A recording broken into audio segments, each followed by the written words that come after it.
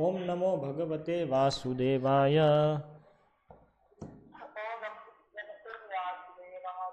ओम नमो भगवते वासुदेवाय।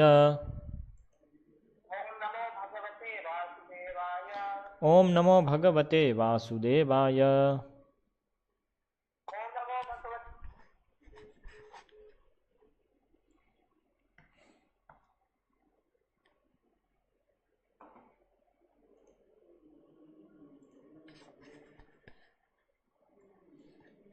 दन्वद्वन्दने प्रकारमाह शिरः इति बाहुभ्यां दक्षिणोत्तराभ्यां परस्परं मम दक्षिणोत्तरौ पादौ गृहीत्वा यद्वा पृष्ठतः परस्परं निबद्धाभ्यां कृतापराधैव शिरः 43 दुजाम् उपगायन इति ततो मम कर्माणि उपगायन वेन अभिनय स्वस्मिन् मत्कदा शामि स्वैः इति उच्चावैः वचैः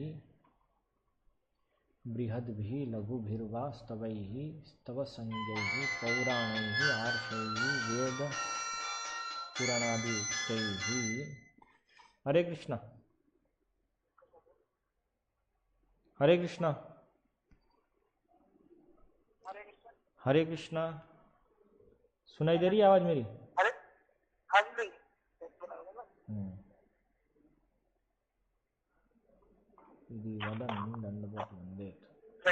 हाँ सुनाई दे रही है मुझे आपकी। ओम अज्ञानतिमिरान्धस्य ज्ञानाञ्जनशलाकया चक्षुरुन्मीलितं येन तस्मै श्रीगुरवे नमः। श्रीचैतन्यमनोभीष्टं स्थापितं येन भूतले स्वयं रूपः कदा मह्यं ददाति स्वपदान्तिकं। वन्देऽहं श्रीगुरोः श्रीयुतपदकमलं श्रीगुरून् वैष्णवांश्च श्रीरूपं साग्रजातं सहगण रघुनाथान्वितं तं सजीवं साद्वैतं सावधूतं परिजनसहितं कृष्णचैतन्यदेवं श्रीराधाकृष्णपादान् सहगण ललिता श्रीविशाखान्वितांश्च श्री कृष्ण चैतन्य प्रभु नित्यानंद श्री अद्वैत गदाधर श्रीवासादि गौर भक्तवृंद। हरे कृष्णा कृष्ण कृष्ण हरे हरे, हरे राम राम राम हरे हरे।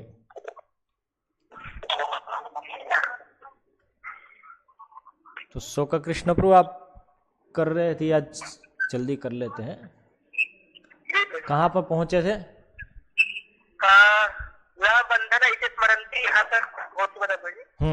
आगे आगे करते हैं, चलिए। जात कंपम जातः कंपु कंपः यस्य, तो यहाँ पर कि जात कंपम का अर्थ होता है कि जातः कंपः यस्य, कि उत्पन्न जात में उत्पन्न हुआ कंप इसका वह जात कंप। यस्य तत् जात कंपम जातः कंपः यस्य तत्, बस हो गया। यस्य तत् हो गया, तत् पुत्रेण से अलग है। जातः कंपः यस्य तत्, उत्पन्न हुआ कंप जिससे वह, वो जात कंप।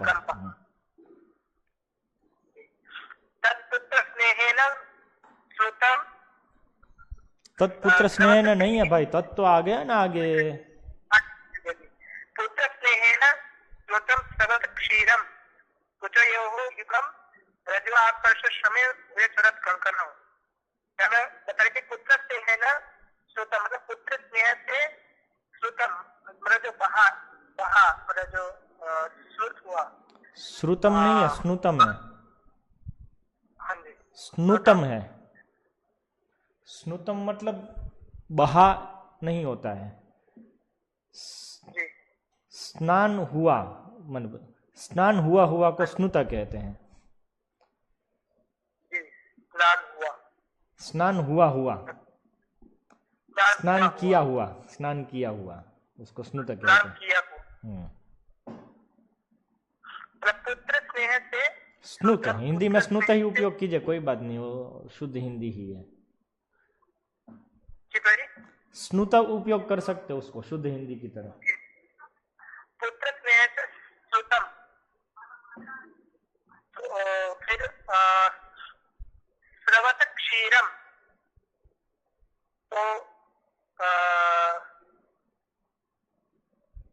तो किससे मतलब श्रुतम है स्रवत क्षीरम, अर्थात क्षीरम अर्थात दूध, दूध से स्रवत मतलब निकल रहा है जो। स्रवत क्षीरम मतलब दूध निकला हुआ, उस तरह से। दूध निकला हुआ। कुचयोः युगम अर्थात यहाँ पे जो कुच अर्थात जो कुच अर्थात जो श्लोक का जो युग है, रज्जुआ आकर्ष श्रमे भुज चलत कंकण, रज्जु के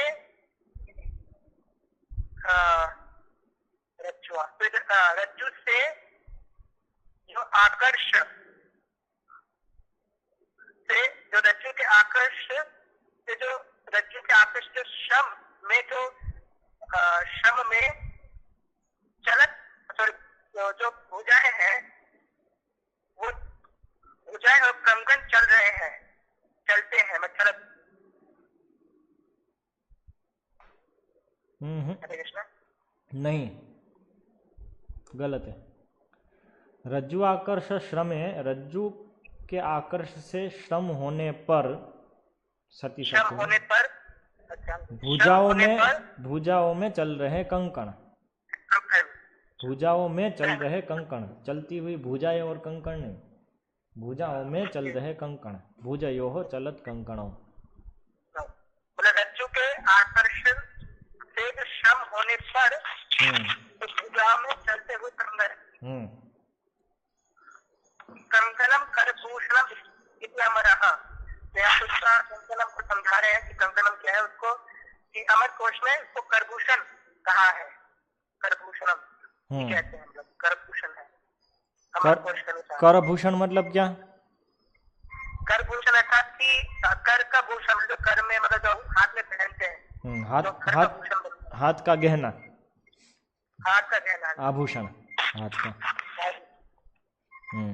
आगे कंकणम शेखरे हस्तसूत्र मंडलयो अपीति विश्वः, अपि इति विश्वः। तो यहाँ लगता है कि कंकणम शेखर, तो यहाँ पे सबके पर्यायवाची शब्द बता रहे हैं कि कंकणम शेखरे, तो शेखरे भी कंकणम का ही पर्यायवाची है। पर्यायवाची नहीं बता रहे हैं यहाँ पे। हाँ जी, अच्छा। यहाँ पे कंकण का पर्यायवाची नहीं बता रहे हैं। कंकण शब्द कहाँ कहाँ उपयोग होता है ये बता रहे हैं। अच्छा अच्छा। पर्यायवाची और इसमें भेद हुआ ना। पर्यायवाची मतलब कंकण शब्द से जो चीज यहाँ पे द्योतित हुई है वो किन और शब्दों से यही चीज द्योतित होती है उसको पर्यायवाची कहते हैं। जैसे कंकण से यहाँ पे यदि कंगन द्योतित होते तो कंगन का दूसरा नाम क्या है, इस उपयोग को पर्यायवाची कहते हैं। ठीक है, यहाँ पे क्या है, यहाँ पे जिन आभूषण को यहाँ पे कंकण कहा गया है वो कंकण शब्द और किन किन चीजों के लिए उपयोग होता है ये बात हो रही है। तो वो अनेक अर्थ के मतलब अनेक अर्थ शब्द, वो कुछ भी बोलिए आप उनको, वो अलग अलग व्याख्या देने की जरूरत नहीं। समझ में आ गया ना कि कंकण के और क्या क्या कंकण शब्द और कहाँ कहाँ उपयोग होता है ये बता रहे हैं। मतलब जैसे कि तीर है, तीर बाण को भी बोलते हैं और जो नदी कट्टा है उसको भी बोलते हैं। हाँ हाँ, ऐसे ऐसे तीर है तो यहाँ पे तीर यदि तीर के लिए उपयोग हुआ है, शर के लिए उपयोग हुआ है तो पर्यायवाची क्या होगा उसका।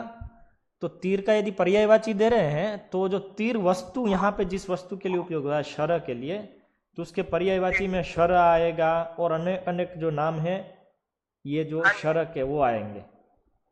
जबकि तीर शब्द कहाँ कहाँ उपयोग होता है उस वो यदि देते हैं तो तीर में एक हुआ शर, फिर दूसरा हुआ नदी का किनारा इत्यादि इत्यादि, उस तरह से फिर आएगा। दोनों भेद हो गया ना।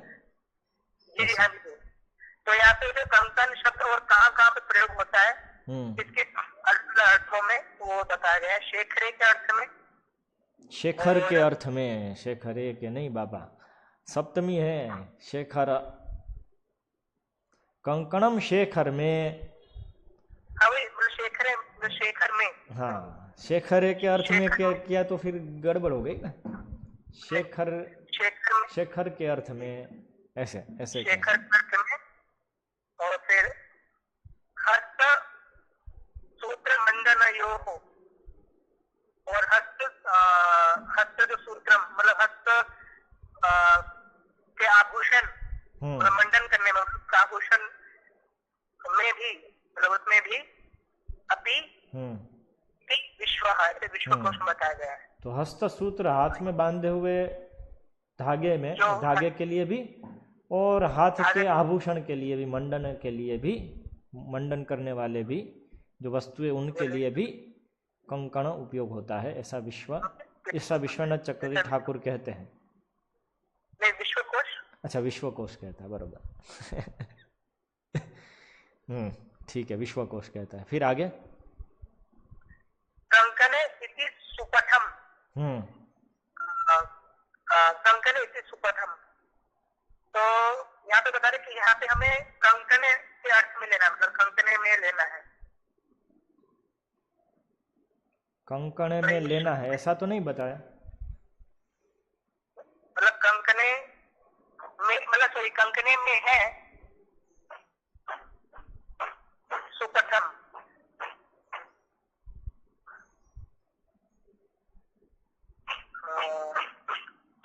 इसको ऐसे समझ सकते हैं कि यहाँ पे जो श्लोक में जो कंकण शब्द है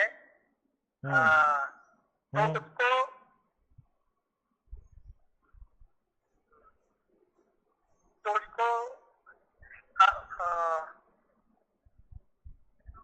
मतलब करभूषण के अर्थ में लेना है, मतलब उसके आभूषण के अर्थ में लेना है। ऐसा कहाँ लिखा है?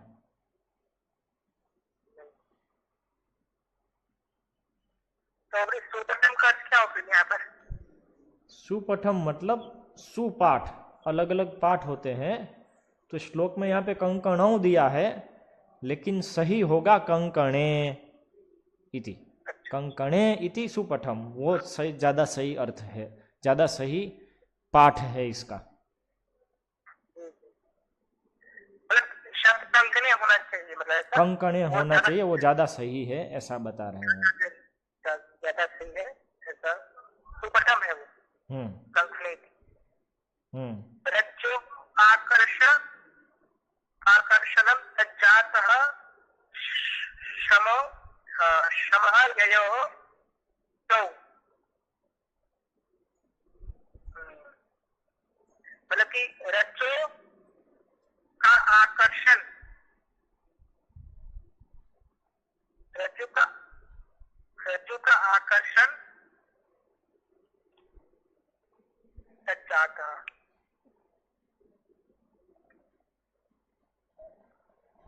रज्जु का आकर्षण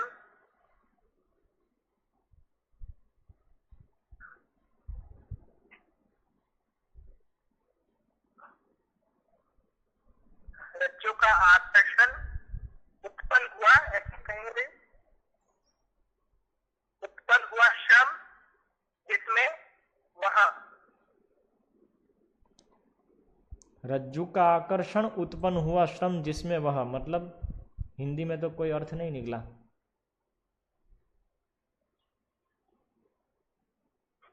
रज्जु का आकर्षण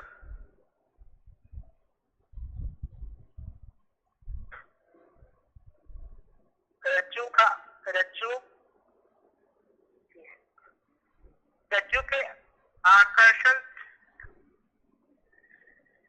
से, रज्जु के आकर्षण से उत्पन्न हुआ श्रम। कहाँ आकर्षण से कहाँ लिखा है?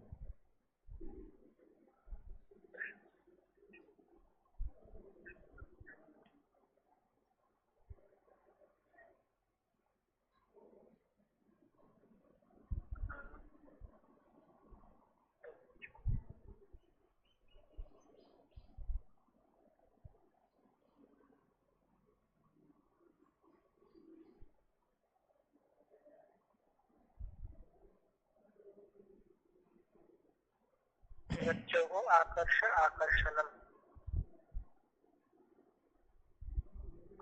ऐसा होगा रज्जोः रज्जु आकर्षणम, और तद जाता मतलब उस रज्जु से जाता श्रम ययम हो। सही जिसमें सही। रज्जोः आकर्षः आकर्षणम रज्जु तज्जातः। आकर्षणम उससे उत्पन्न श्रम जिसको मतलब जिसको वह भी तौ च वह भी तौ भुजौ च वो भुजाएं भी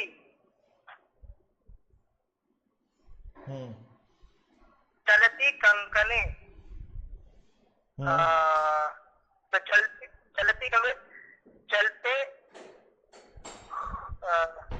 चलते कंगन अर्थात करभूषण जिसमें तो वह रज्जु आकर्षण बुझौ च रज्जु के आकर्ष से आकर्ष श्रम बुझौ च ये तो रज्जु से आकर्ष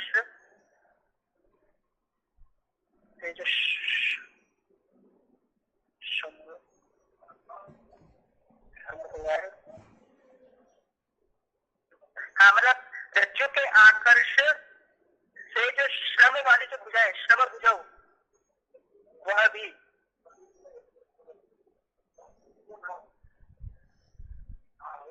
मतलब वह भी रज्जु से आकर्ष श्रम मतलब श्रम वाली भुजाएं भी भुजाओ च तो मतलब वो चलते हुए कंगन भी इस मतलब च इति विग्रह है ना, इति विग्रह है मतलब ऐसे विग्रह में द लिंग भंग है कि इसको लिंग भंग नहीं है ऐसा जानना चाहिए। ऐसे विग्रह में लिंग भंग नहीं होता है ऐसा जानना चाहिए। तो अभी मुझे विग्रह करके बताओ। ये तो जो आपने पूरा पढ़ दिया, शब्द के अर्थ थोड़े थोड़े करके दिए, कुछ भी परस्पर उसमें कोई संबंध ही नहीं दिखा, एक वाक्य भी नहीं बना, तो यहाँ पे इतना कम से कम समझ में आया कि इस प्रकार से विग्रह करने में लिंग भंग नहीं होता है। तो कम से कम वो विग्रह कैसे किया वो पढ़ के बताओ। रज्जु आकर्ष श्रम भुज चलत कंकणो, उसका जो विग्रह किया है ये वाक्य में, तो कैसे किया वो तो कम से कम समझा दो।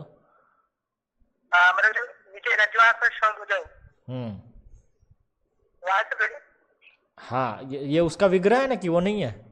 ये जो पूरा वाक्य आपने पढ़ा वो क्या समझा रहा है?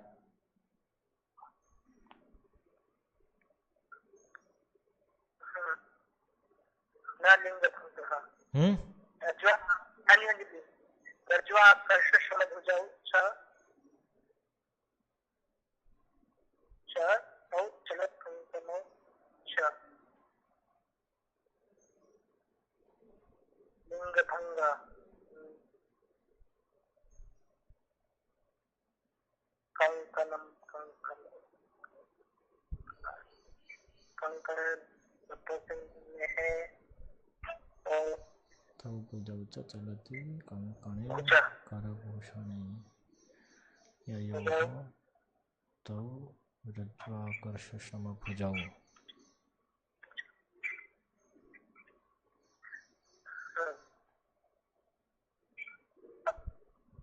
हाँ जी मतलब ऐसा तो जैसे जो भुजा है वो पुल्लिंग में है और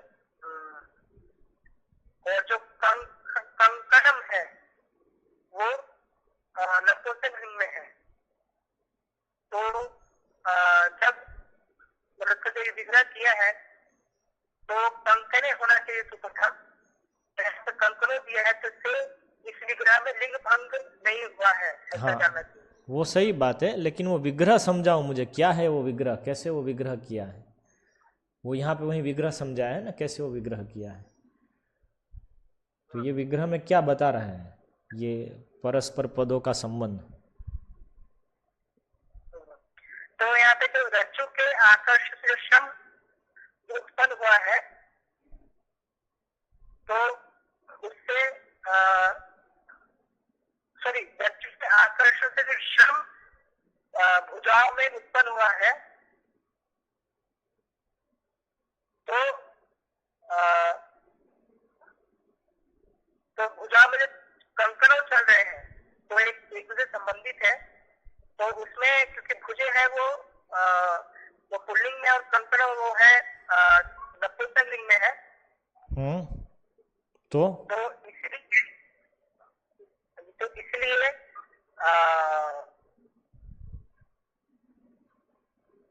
इसलिए मतलब क्योंकि एक ही समाज में है रज्जु आकर्षण।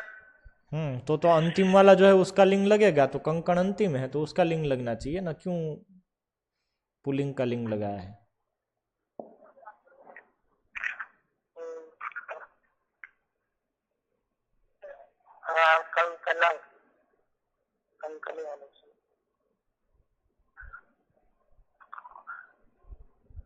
मतलब ऐसा मतलब होना चाहिए, तभी तो लोग आचार्य करके कंकड़े से सुपथम, ये कंकड़े होना चाहिए। अरे भाई सुपठम क्यों है? सुपठम ऐसा होना चाहिए, लेकिन इस प्रकार से विग्रह करेंगे तब कंकणों सही रहेगा, ये समझा रहे हैं इसमें। तो वो क्या विग्रह है, वो विग्रह करके दिखा रहे हैं कि कंकणों यहाँ पे आया है, वो कंकणों ठीक है यदि ऐसे विग्रह करे तो। ऐसे विग्रह करने पर जो ऐसे विग्रह करने पर लिंग भंग नहीं होगा कंकणों। हाँ, अर्थात कंकणों सही रहेगा ये विग्रह करेंगे तो वो विग्रह क्या है वो समझाना पड़ेगा ना। वो समझाया है यहाँ पे, तो आप क्या समझे उसमें?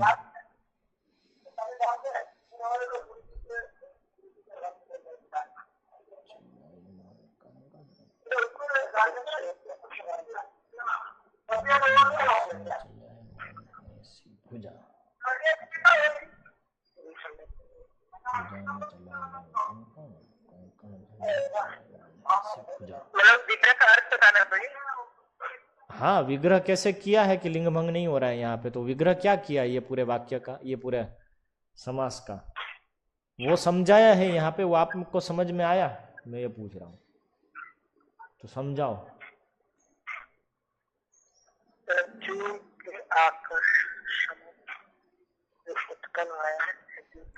तौ भुजौ चलति कंकणे करभूषणे ययोः तौ।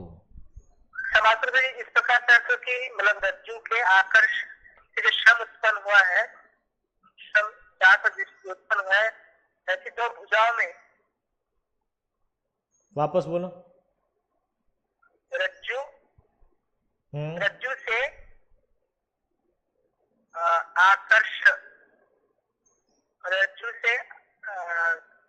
रज्जु क्या आकर्ष, चलो समझो ना फिर आगे। आकर्ष मतलब जो आकर्ष से जो श्रम उत्पन्न हुआ है, हाँ श्रम उत्पन्न हुआ है,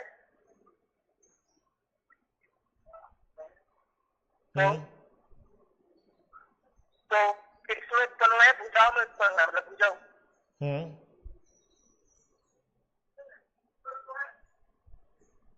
तो भुजा में उत्पन्न हुआ है, तो उसमें भुजा में चलत कंकण, मतलब उसमें जो कंकण चल रहे हैं, चलते हैं,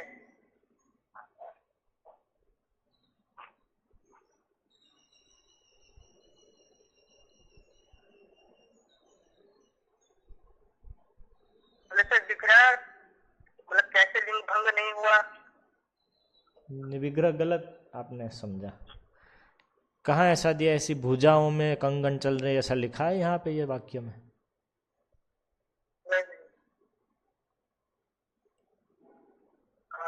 मतलब रज्जु से आकर्षित श्रम भुजाओं। शम भुजाएं, मतलब तो रज्जु के भुजौ का अर्थ भुजा में थोड़ी ना होता है, सप्तमी थोड़ी ना, भुजाएं। भुजाएं हुआ ना। तो आप बोले भुजाओं में चलते हुए कंगन, ऐसा तो नहीं लिखा। रज्जु से आकर्ष शम, शम भुजाएं। रज्जु से आकर्ष जो शम है, शम से भुजाएं, ऐसे लिखा है। रज्जु से आकर श्रम भुजाएं, वो क्या है? रज्जु से जो आकर्ष से शम जो उत्पन्न हुआ है वो भुजाएं। ऐसा नहीं लिखा। वो तो रज्जु आकर्ष श्रम भुजौ को पहले समझा दिया, फिर उसको वापस बोला। हम बोलते हैं ना, जातः कंपः यस्य तत्, जात कंपम। तो जातः कंप यस्य तत् आया और फिर जात कंपम आया। उस तरह से रज्जु आकर्ष श्रम भुजौ आया, पहले उसको समझाया। तो इसलिए समझा करके जो फिर वर्ड रखते हैं उसका अनुवाद नहीं करना होता है, वो उसको समझा रहे। रज्जु आकर्ष श्रम भुजौ क्या है वो पहले समझाया। तो ऐसा करके उसको बोलते हैं रज्जु आकर्ष श्रम भुजौ, ऐसे बोलना होता है।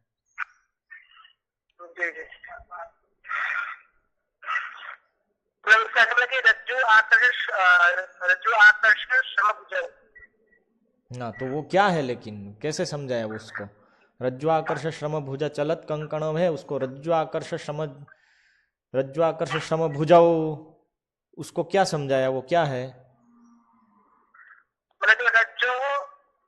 रज्जु के आकर्षण से, रज्जु के आकर्षण से जो जाता है, जो श्रम है, मतलब जो हुआ जो श्रम है, जिस भुजाओं में, मतलब जिसमें,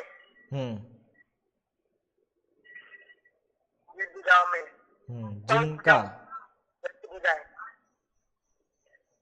ऐसी भुजाएं, ऐसा नहीं लिखा है कि जिन भुजाओं में ऐसी भुजाएं, ऐसा लिखा है? मतलब उसका अर्थ बता रहा, मतलब समास। अरे भाई, वो समास इधर आप नहीं समझने वाले, इस चीज को छोड़ो।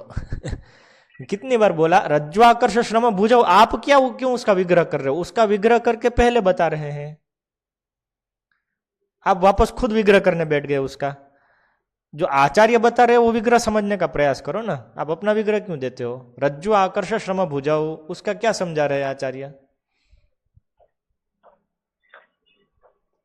सही, आप वो पिछले वाला जो पढ़ा है उससे आप विग्रह करने बैठ गए, अपना विग्रह दे रहे। रज्जु आकर्षण श्रम ययो हो तयो हो भुजयो हो, वो लगा दिया आपने यहाँ पे।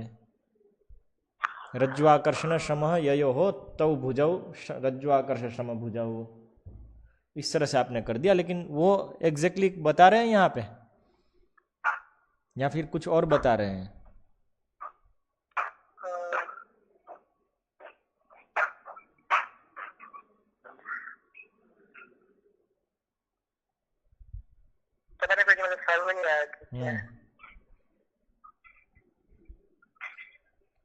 रज्जो हो आकर्ष आकर्षणम तज्जातः श्रम ययो हो तौ। तो ये पहले बताया, रज्जु के आकर्ष से उत्पन्न श्रम है जिसका, वे भी तौ च तौ भुजौ च, तौ च तौ भुजौ च, तौ च का अर्थ है तौ भुजौ च, उन भुजाओं, वो भुजाएं भी, चलती कंकणे कर भूषणे ययो हो, कंकण जिनमें चलते हैं वे तौ, ययो हो तौ, वे जिनमें चलते हैं वे, अर्थात वे भुजाएं तौ। तो यहाँ पे बता रहे हैं कि कंकणे चलती ययो हो, जिनमें कंकण चलते हैं, जिनमें ययो हो तौ रज्जु आकर्ष भुजौ। चलत कंकणों मतलब चलते हैं कंगन जिनमें वे, चलत कंकणों का अर्थ है चलते हैं कंकण जिनमें वे भुजाएं। जी चलते हैं कंकण जिनमें वे, बहुव्रीहि, बहुव्रीहि हुआ ना। चलते हैं कंगन जिनमें वे, तो बहुव्रीहि मतलब कर, इस कारण से यहाँ पे कंकड़ों जो शब्द है वो उसमें लिंग भंग नहीं हुआ, क्योंकि वो किसी बहुव्रीहि अन्य पद को बताता है। हाँ, तो बहुव्रीहि जिसको बताता है, बहुव्रीहि समास जिसको बताता है, वो जिस अर्थ को बता रहा है उसका लिंग लगेगा। जी जी तो इसलिए चलते हैं कंगन जिनमें वे, जी चलती कंकणे ययोहो तौ रज्ज्वाकर्ष भुजौ। समझ में आया? जी जी। तौ चलत कंकणों, ऐसे। जी, इससे बहुव्रीहि बताया तो बहुव्रीहि अन्य पद को बताता है, तो भुजाओं को बताता है, तो इसलिए यहाँ पे जो कंकणों है हम्म तो उसमें भी ये मतलब पुल्लिंग का लगा हुआ है, तो यहाँ पे लिंग भंग। तो इसमें दो हो गया, रज्जु के आकर्ष, रज्जु आकर्ष से उत्पन्न श्रम से श्रम वाली भुजाएं, दो भुजाएं, और उन्हीं भुजाओं को बताया कि चलते हैं कंगन जिसमें वे दो भुजाएं। चलत कंकणौ रज्जु आकर्ष श्रम भुजौ, उनका वो विशेषण के रूप में रख दिया। चलते हैं कंगन जिन भुजाओं में वे, जिनमें वे रज्जु आकर्ष श्रम भुजाओ, वो रज्जु आकर्ष श्रम भुजा जो है वे, इस तरह से रख दिया। तो ये दोनों चीज भुजाओं को ही बता रही है। रज्जु आकर्ष श्रम भुजाओ अर्थात भुजा के दो भाग दो बताया भुजाओं के लिए।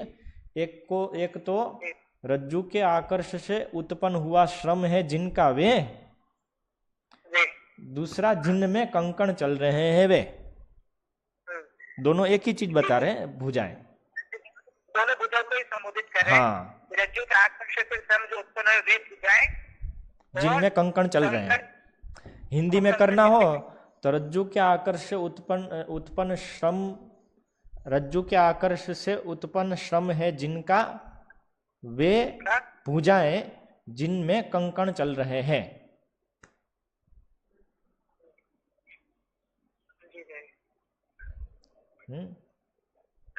रस्सी के खिंचाव से उत्पन्न श्रम है जिनका वे भुजाएं जिनमें कंकण भी चल रहे हैं, ऐसे। तो ऐसा करने पे जो चलत कंकणों है वहां पे कंकण का वो नहीं लगेगा।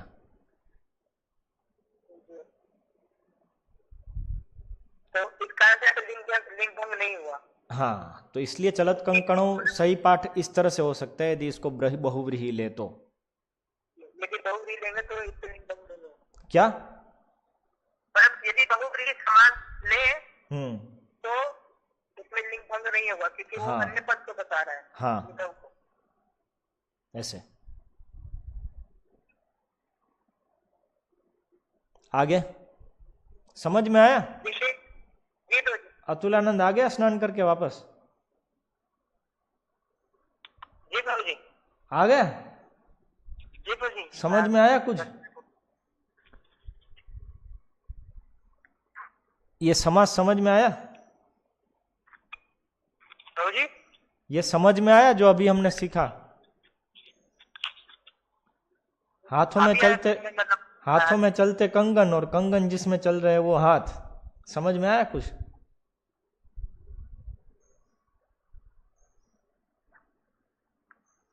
मतलब हाथों में चलते कंगन नहीं, अरे भाई अभी हमने जो चर्चा की वो समझ में आया कि नहीं आया, मैं पूछ रहा हूँ। अभी आया तुझे में, मतलब मैं पूरा कंटिन्यू कर पाया। अभी मतलब कितने सेकंड पहले? 5 मिनट पहले आया था। हाँ, तो 5 मिनट से तो मैं 5 मिनट के अंदर अंदर तो मैंने समझा है। ये नहीं समझ में आया? ये तो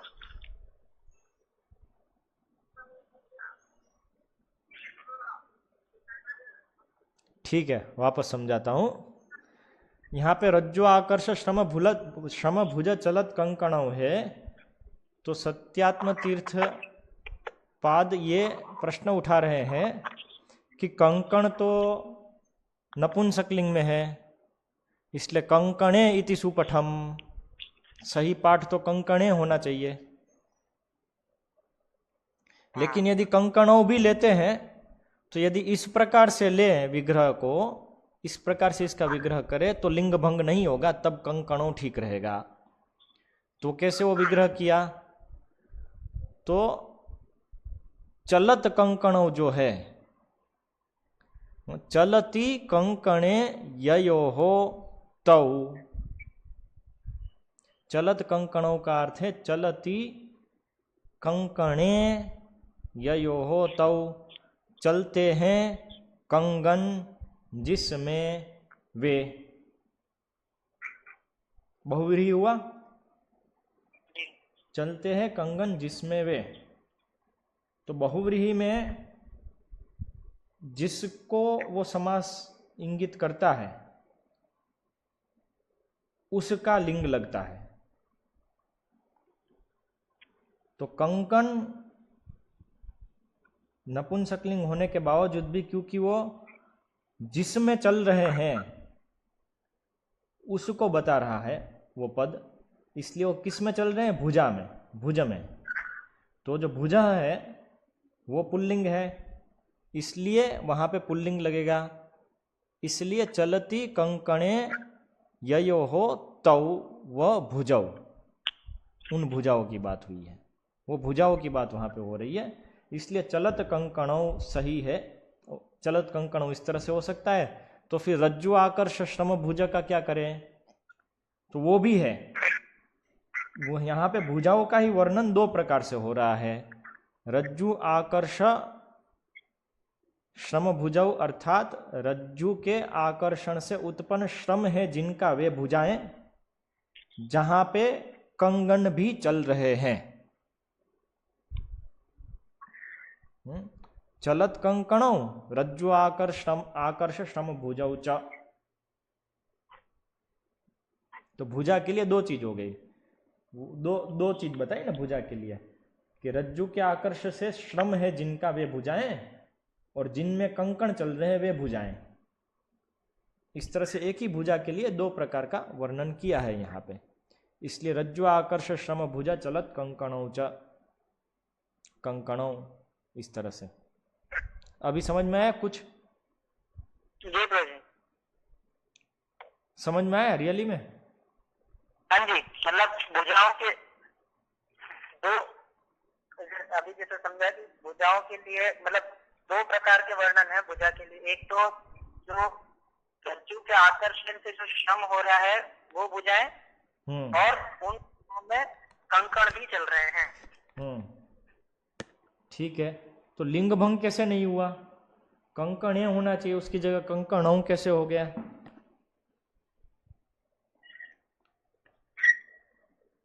कंकणम तो नपुंसक लिंग है, उसकी प्रथमा द्विवचन में या द्वितीय द्विवचन में कंकणे होता है, तो कंकणों कैसे हो गया? क्योंकि समास में तो अंतिम पद है, उसका जो लिंग होता है वो लगता है।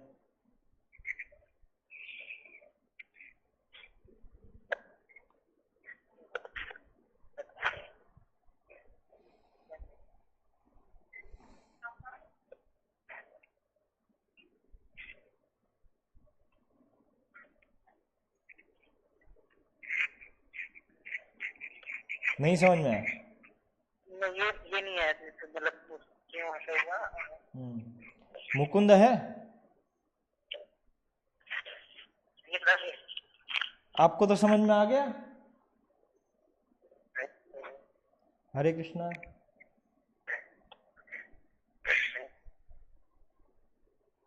हरे कृष्णा। हाँ, आपकी आवाज आ रही है, बोलिए। आपको समझ में आया कुछ इसमें? लिंग भंग कैसे नहीं हुआ?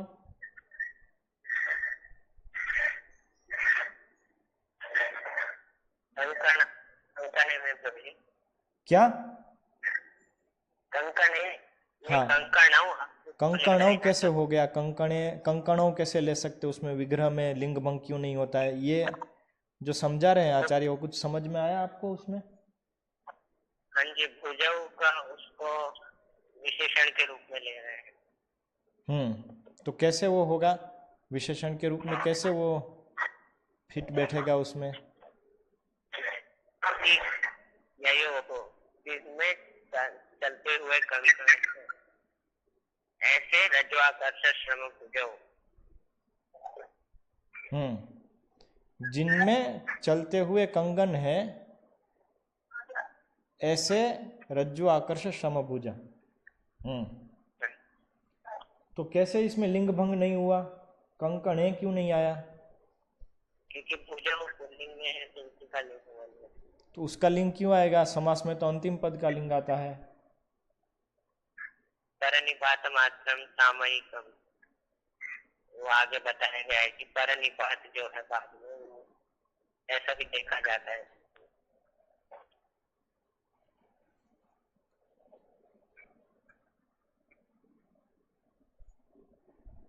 अच्छा, मैं जो चीज बताया कि बहुव्रीहि समास में जो लिंग होता है वो अंतिम पद का नहीं होकर के जिसको द्योतित कर रहा है उसका लिंग होता है, वो सही है वो विचार? क्या प्रभु बहुव्रीहि समास में उसको नहीं लगते? बहुव्रीहि समास में जिस वस्तु का निर्देश हो रहा है वो वस्तु का लिंग लगता है समास के अंत में, न कि समास के अंतिम पद का। वो सही विचार है?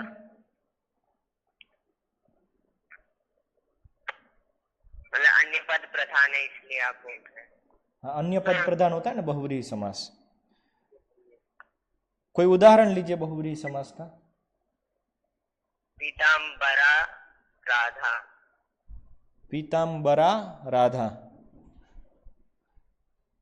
पीताम्बर ही लेते हैं। पीताम्बरा उसको कृष्णा कह सकते हैं।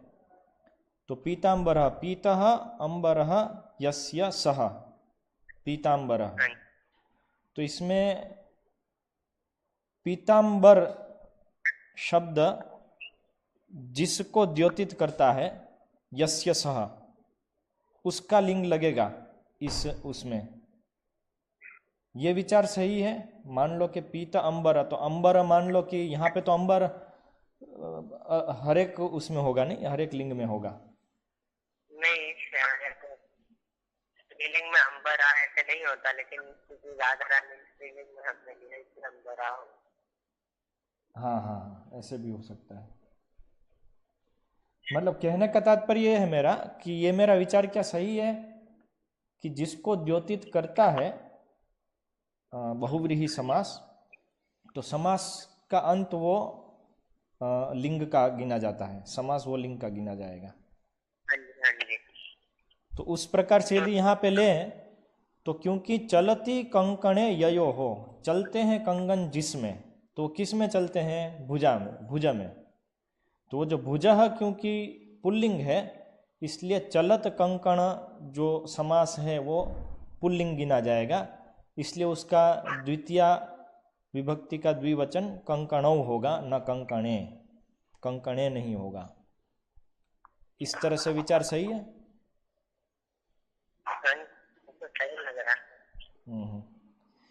ठीक है, एक बार आप और भी चेक कर लीजिएगा शायद आचार्य के साथ या तो जैनित्यान प्रभु के साथ कि ये विचार बहुव्रीहि समास वाला जो विचार है कि जिस अर्थ को वो द्योतित करता है उसका लिंग लगेगा समास में, वो सही विचार है कि नहीं। ये विचार मुझे अभी आया था इसलिए। ठीक है, अभी समझ में आया अतुलानंद?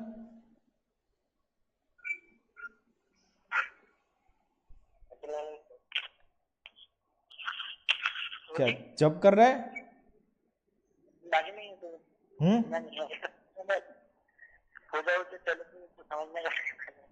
क्या ये इसको समझने का प्रयास कर रहा था, आगे पढ़ रहा था विषय, ये जो बोला परनिपात मात्रम। बहुव्रीहि समास समझ में आया? बहुव्रीहि समास वाला विचार समझ में आया? जी, जो अभी चर्चा की थी वो बहुव्रीहि समास में जिसके लिए इंगित किया जा रहा है वही लिंग आखिरी में लगता है। उसका लिंग आखिरी में लगेगा, हाँ, उसका लिंग। ऐसा विचार है। कृष्ण के लिए संबोधित कर रहे हैं तो पीतांबरा और पीत अंबरा जैसे सह जो रात का आया वो कृष्ण एक वचन और पुल्लिंग है, इसलिए सह।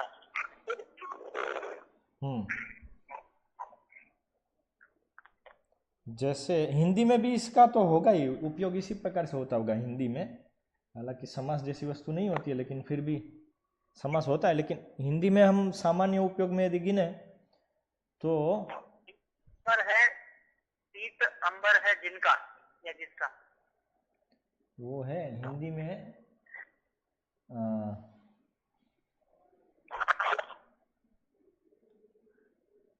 धोती जिसने पहनी है उस अतुलानंद के विषय में यदि बताएं, धोती जिसने पहनी है उस अतुलानंद, ज्योति जिसने पहनी है वह अतुलानंद पागल है, ऐसा यदि बोले, धोती जिसने पहनी है वो अतुलानंद पागल है, ज्योति जिसने पहनी है वो पागल है।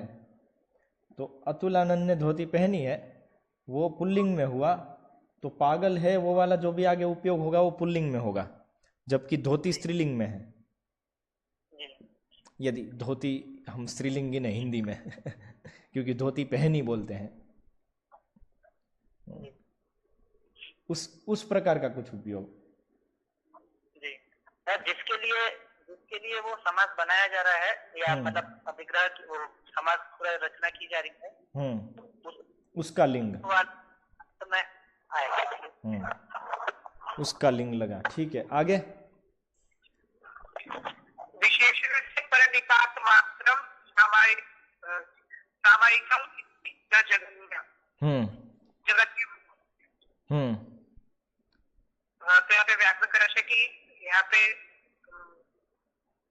जो बुझाऊ विशेषण के रूप में जो प्रयोग की गई है तो उसका परिनिपात मात्र वो सामायिक है, ऐसा जघन्य नहीं माना जाएगा, मतलब जघन्य नहीं है। हाँ ठीक है, मैं बता देता हूं इसका।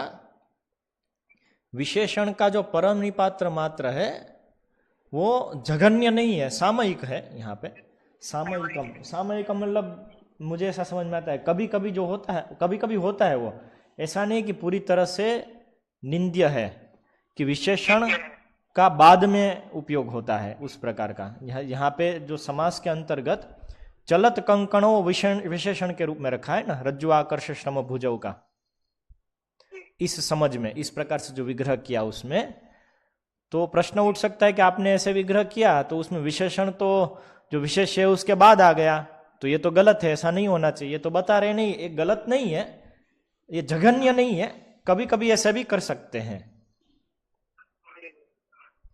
परनिपात किया है तो परनिपात मतलब बाद में किया है तो कभी कभी कह सकते हो जघन्य नहीं माना जाता, जघन्य नहीं है, मतलब पूरी तरह से ऐसा नहीं है कि नहीं ही करना चाहिए, विशेष नहीं है। विशेषण विशेष्य के बाद रखा हुआ है समास के अंतर्गत उसमें।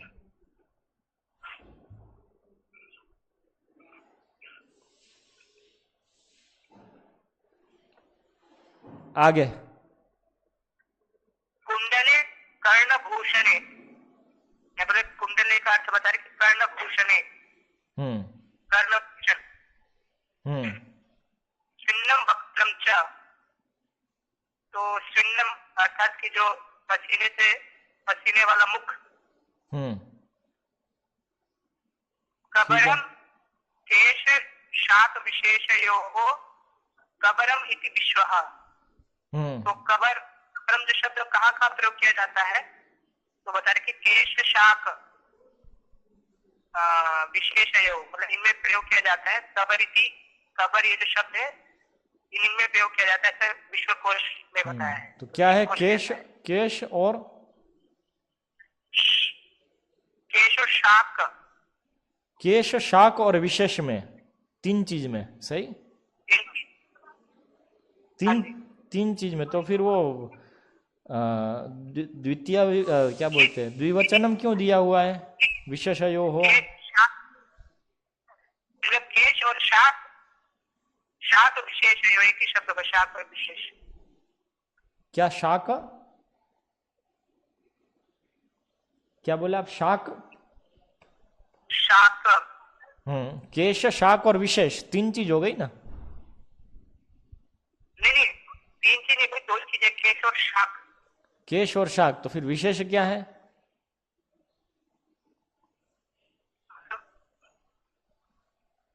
विशेष रूप से इसमें प्रयोग किया जाता है ऐसा। तो विशेषण होगा ना। विशेषयो हो मतलब तो सप्तमी हो गई ना, या तो षष्ठी हो गई या तो सप्तमी हो गई द्विवचन में।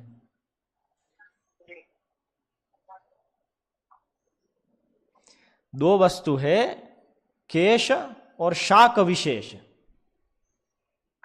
शाक विशेष मतलब एक प्रकार का शाक।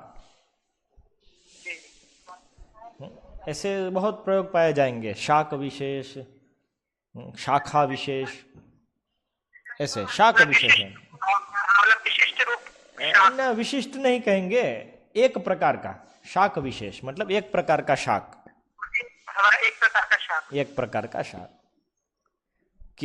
केश में और एक प्रकार के शाक में कबरम इति, कबरिति शब्द प्रयोग किया जाता है, ऐसा विश्वकोश में बताया है। विश्वकोश बताता है। केश पाशाद विगलन्त्यः मालत्यः जाति कुसुमानि, मतलब केश पाशाद, अगर तो केश जो केश है उसे विगलन्त्यः मतलब गिरती हुई, मालत्यः मतलब मालती पुष्प, तो मालत्या का अर्थ बताया कि जाति कुसुमानि, अर्थात जो कि हमने पीछे पढ़ा कि मालती शब्द, मालती फूल को जाति पुष्प भी कहा जाता है। तो बताया कि जाति फूल, सही। मालती जाति वेदे त्याग विश्व, यहाँ पे बताया कोश दे रहे कि विश्वकोश में बताया कि मालती शब्द को जाति भेदे, भेदे का क्या हुआ भैया? ये मुझे भी नहीं पता है, जाति भेदे स्यात् इतना बता है लेकिन जाति पुष्प का ही कुछ वो बता रहे हैं। मुकुंद, आपको कुछ समझ में आया? जाति भेदे, भेदे क्यों लिखा है?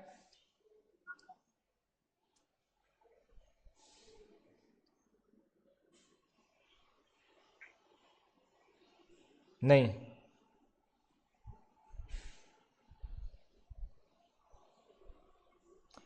ठीक है, आगे बढ़िए। जाति का ही वो दे रहे हैं विश्वकोश में कि जाति मालती, जाति में मालती होता है, मालती शब्द जाति में होता है।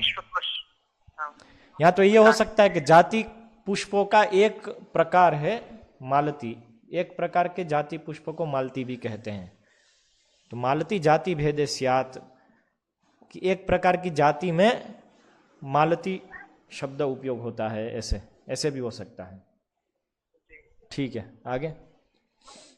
यस्याः सा सुभ्रू दधि ममन्थ, मतलब जिनकी सुभ्रू है वह दधि मथ रही है, मतलब बसती है। यस्याः सा सुभ्रुः दधि ममन्थ, तो जिनकी भौएं अच्छी है वो दूध मंथन कर रही है। वो सुभ्रू मंथन कर रही है। नहीं, गलत, पूरी तरह से गलत, पूरी तरह से गलत। केशपाशाद विगलन्त्यः मालत्यः यस्याः सा। अच्छा,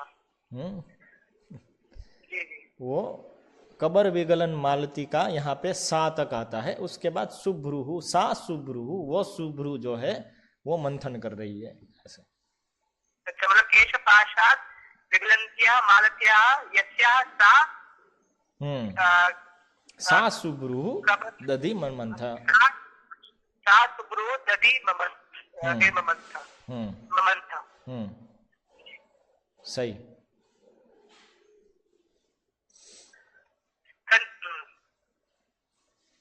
स्तन्य काम हरि हरि मथनन्तीं तां जननीं आसाद्य दधि मंथानं गृहीत्वा प्रीतिमावहन् सन् निषेधत् निशिषेधे। तो स्तन्य काम मतलब स्तन की कामना करने वाले जो हरि, स्तन्य काम हरि मथनन्तीं मतलब मथन करती हुई, मथनिता मतलब यशोदा देवी को, ताम जननी मतलब उन जननी को, आसाद्य मतलब आकर के पास आकर के, यदि मंथानम यदि मंथन को पकड़कर ग्रहण के प्रीति मावहन सन प्रीति पूर्वक आवाहन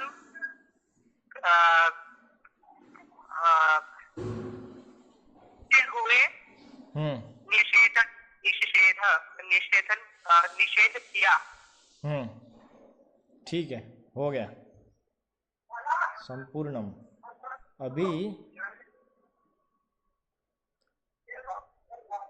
अभी दो चीज कल से एक चीज करते हैं। 2 दिन के बाद हम 5वें श्लोक से आगे बढ़ेंगे, जिसमें मुख्य रूप से मैं ही आगे बढ़ता जाऊंगा। उसके पहले ये 2 दिन जो समय है 12 से 1, उसमें ये जो 4 श्लोक की जो टीकाएं हैं, उससे जो भी कुछ समझ में आया, पूरा पिक्चर अपना नरेशन अपनी भाषा में, अर्थात हिंदी भाषा में, जिसको संस्कृत में करना है कर सकता है, अलग वस्तु है। मुकुंद संस्कृत में कर सकता है, मैं भी संस्कृत में करना चाहता था लेकिन मेरे पास समय नहीं उतना, मेरी संस्कृत कच्ची है। तो अपना नरेशन बनाना है, समझे? कुछ बात छूटनी नहीं चाहिए। नरेशन ऐसा बनाना है कि आप यदि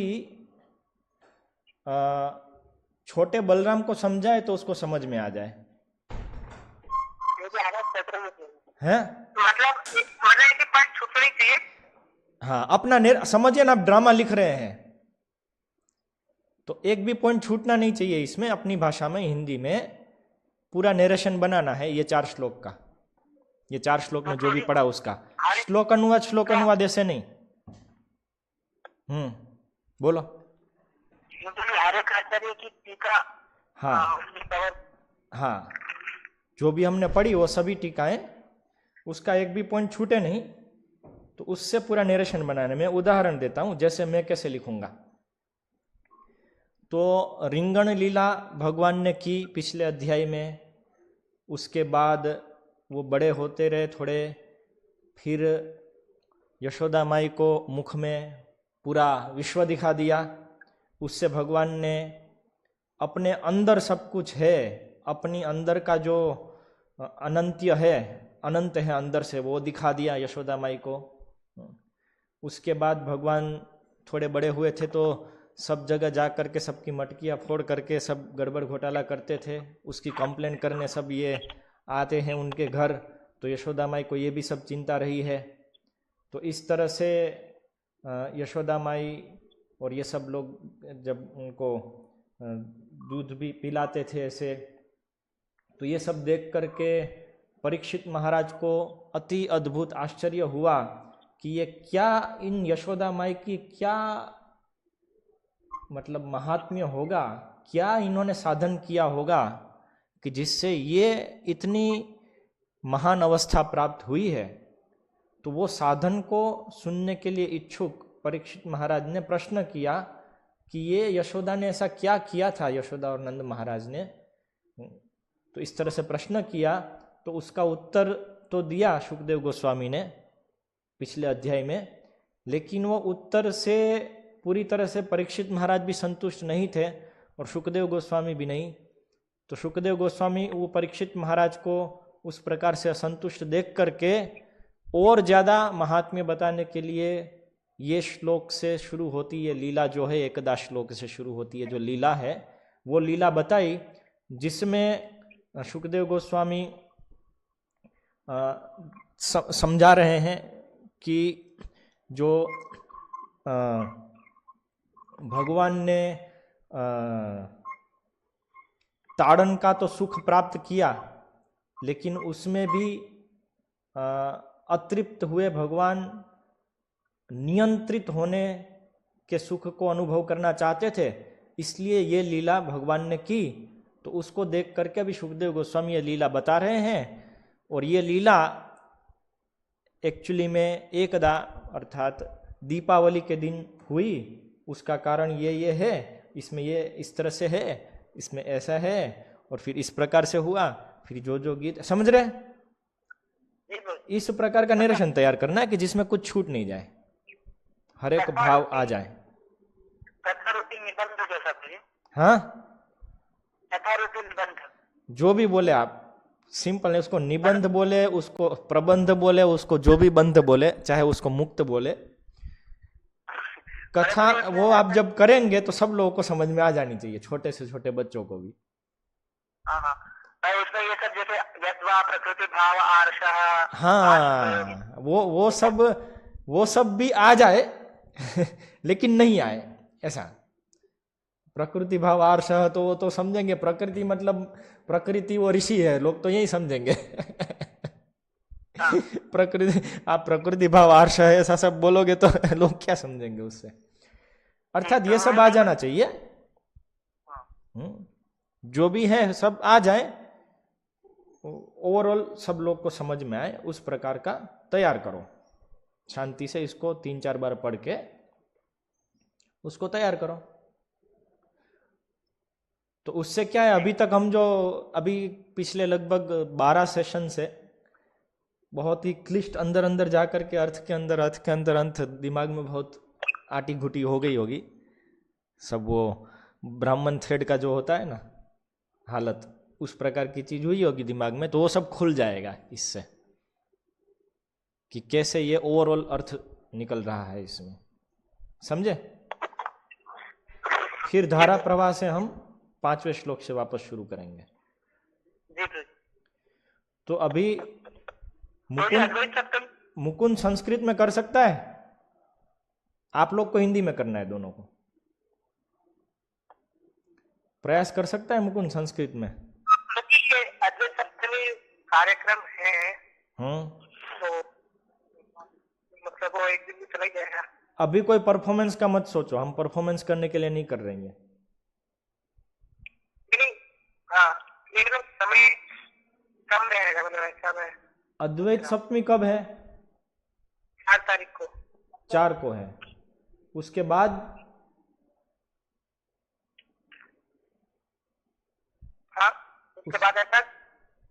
उसके बाद कर सकते हैं ना, मतलब आज का दिन निकल गया, कल है, फिर 4 तारीख को अद्वैत सप्तमी, 5, 6, 7 को प्रेजेंट करो। 7 को मिलते हैं इस चीज के लिए। 7 तारीख, 1 मिनट, 7 तारीख को क्या है? 7 तारीख को कुछ नहीं। जी, हाँ मुझे जाना होगा तो जी, थोड़ा। कहाँ जाना होगा? ठीक है, हाँ कोई बात नहीं, आप जाओ, लेकिन मुझे बताओ आप करोगे ना? जी जी कर। और दूसरा मुझे आपका बता दो, मंगला आरती वाला सब। हाँ बोलो, आज मंगला आरती बिना स्नान किया है जी। क्या हो गया? 1 मिनट। हरे कृष्णा। 1 मिनट। हाँ बोलो। बिना स्नान किए हैं सुबह आए थे? हाँ, बिना स्नान किए। लेकिन ठीक है। गुरु पूजा नहीं आया। भागवतम क्लास कल की अटेंड नहीं की, आज भी बाहर जा रहा हूँ इसलिए अटेंड नहीं कर पाऊंगा। वो आज का कल लिखेंगे। संध्या आरती कल की आया था, 5 मिनट लेट था। कितना लेट थे? 5 मिनट लेट थे मतलब। प्रभुपाद पुस्तक आधा घंटा खत्म किया। जप 9 बजे रात में समाप्त हुआ 16 जी। और चरण स्पर्श किया आज की, अभी कल नहीं किया। कल नहीं किया था, तो कल दोपहर को सुना तो रात को नहीं कर लेना चाहिए। ठीक है भूल चलो, वो याद आया। चलो ठीक है जाओ। मुकुंदा मंगल आरती आज नहीं है तो सीट में डायरेक्ट नहीं आए। गुरु पूजा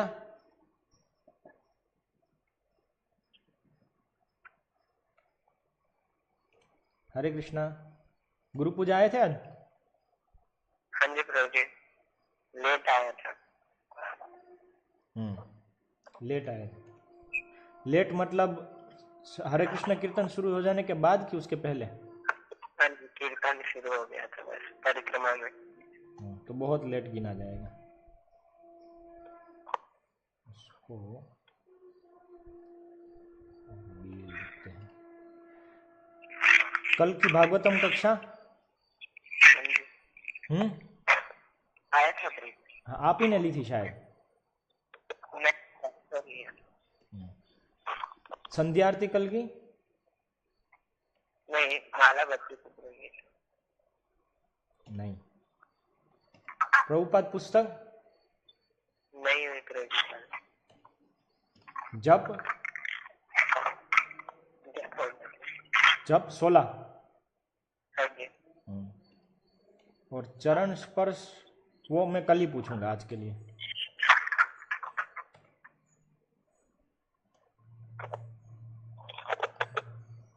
ठीक है। अभी स्तोका कृष्ण जी भाई। बोलिए। मंगलवार क्या है तो जी? मंगलवार क्या है? समय पे। फिर गुरु पूजा हाँ जी, समय पे। समय पे। कल की भागवतम क्लास जी तो जी। फिर संध्या आरती हाँ, संध्या आरती नहीं आवा था।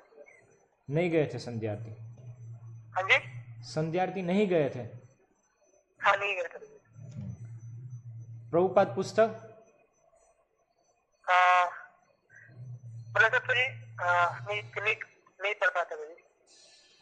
नहीं पढ़ पाते हो? तो नहीं पढ़ पाया, मतलब क्या ड्रामा का आगे रहता था उसमें ठीक लगे है थे ड्रामा के। ठीक है। जब जब जी तो जी।